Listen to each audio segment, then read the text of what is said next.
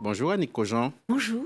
Journaliste, grand porteur au Monde, et vous publiez ce livre, une nouvelle série d'entretiens regroupés autour du titre « Nous ne serions pas arrivés là si », trois points de suspension. Elle s'appelle, entre autres, Gisèle Halimi, Barbara Hendricks, Isabelle Carré, Emma Thompson, Marjane Satrapi, impossible de citer tous les noms, des femmes dont la voix porte et qui se racontent. Annick Cogent, pour commencer, et puisque nous sommes servis par l'actualité, je vais vous montrer une image qui va arriver dans quelques secondes. Est-ce que cette personne que nous allons voir à l'image pourrait figurer dans votre livre? Elle va arriver, elle va arriver, elle va arriver. J'ai confiance.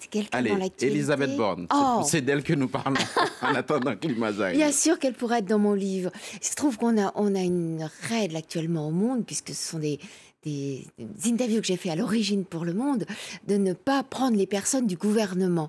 C'est tout nouveau, mais je vous assure qu'il y en a plusieurs qui m'intéressent bougrement, et Elisabeth Borne serait l'une des premières, parce que je trouve qu'elle a une personnalité sur laquelle j'ai envie de savoir énormément de choses, de son enfance, certainement compliquée, de ce père parti très jeune, ce père d'origine juive.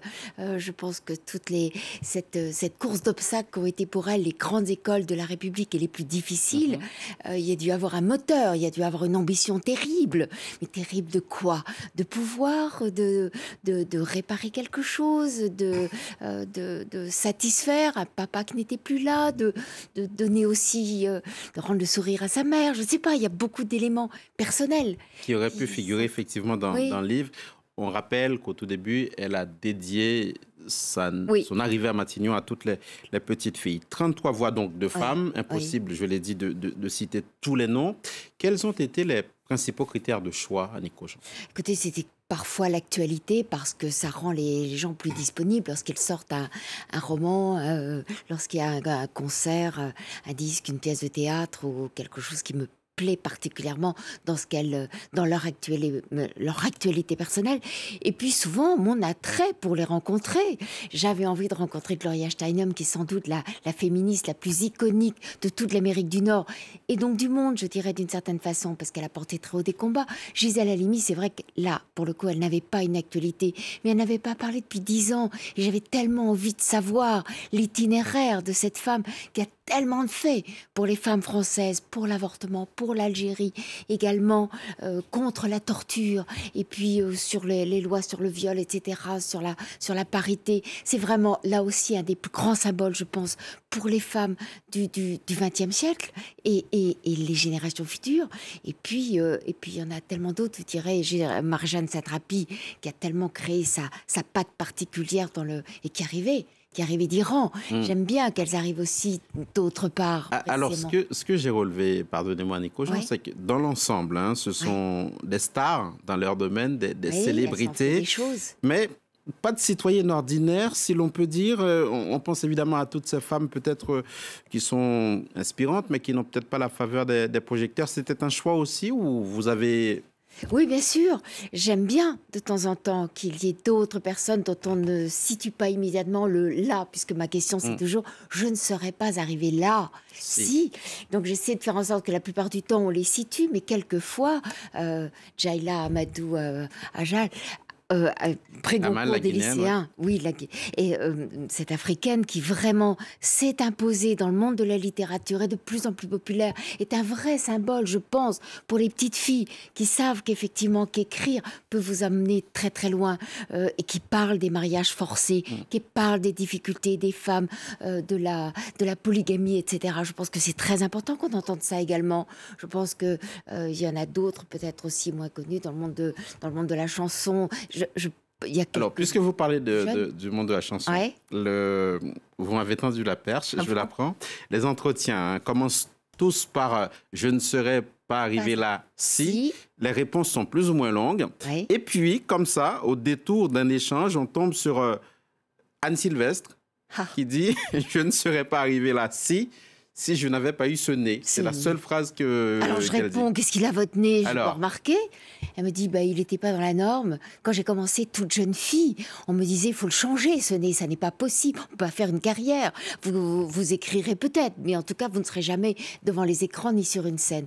Rien que ça l'a aiguillonné. Ça lui a envie d'aller plus loin. Vous n'aimez pas mon nez, vous le verrez. Et à partir de là, je crois, à la fois ce nez révélait son caractère, ce nez a été comme un déclencheur aussi pour « vous ne m'aimez pas, vous arriverez un jour à m'aimer parce que je m'imposerai ». Ce nez était aussi celui de son père avec lequel elle avait une histoire compliquée, ce père qui avait été collaborateur pendant la guerre, mis en prison juste après la guerre, retrouvé en Allemagne, mis en prison, auprès duquel elle est allée rendre visite pendant 10 ans, petite fille, sous l'opprobre évidemment général, les moqueries de ses camarades, etc.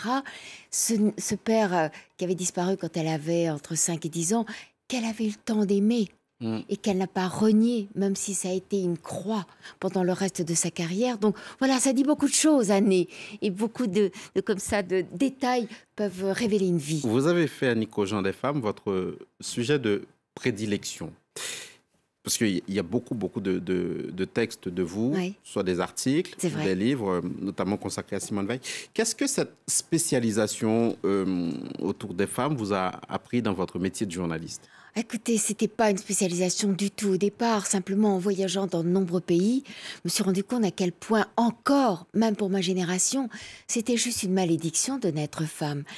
Dans la plupart des pays du monde, en voyageant au Pakistan, en Afghanistan, dans les pays du Maghreb, dans beaucoup d'autres pays, je me rendais compte, je pouvais le ressentir moi-même dans mon pays, mais quand même, à quel point... Évidemment, ça voulait dire inégalité, ça voulait dire différence de traitement, ça voulait dire moins d'éducation, moins de nourriture, ça voulait dire être mariée sans son consentement, ça voulait dire probablement être battue, peut-être circoncise, etc., etc.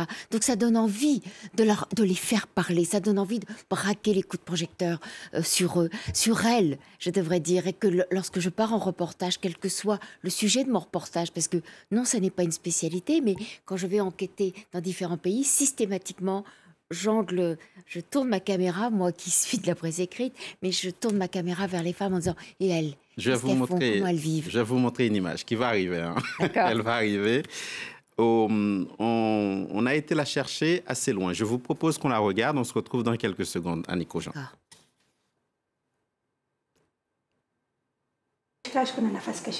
Quand vous portez ça, vous ne pouvez même pas respirer. Même s'il menace de me pendre, je ne porterai pas la burqa. La burqa n'est pas notre hijab, ce n'est pas notre identité.